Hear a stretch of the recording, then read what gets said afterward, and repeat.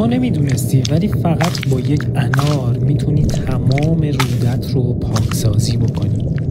در روز اول مصرف ممکن است کمی دلدرد احساس کنید، زیرا پاکسازی عمیقی در دستگاه گوارش شما انجام می شود و تمام مواد زائد و مدفوع انباشته شده طی سالها از بدن دفع می گردد. قبل از اینکه نحوه درست کردنش رو بهتون بگم، ویدیو رو لایک کنید.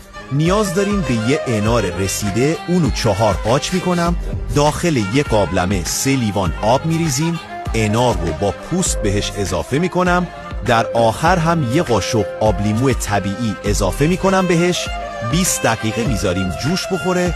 پس از 3 روز التهاب شکم شما از بین می رود و شکمی صافتر از همیشه خواهید داشت. به زودی مجبور می شوید لباسهای کوچکتری بخرید، چون در عرض چند روز همه فکر می کنن عمل لیپوساکشن انجام داده اید.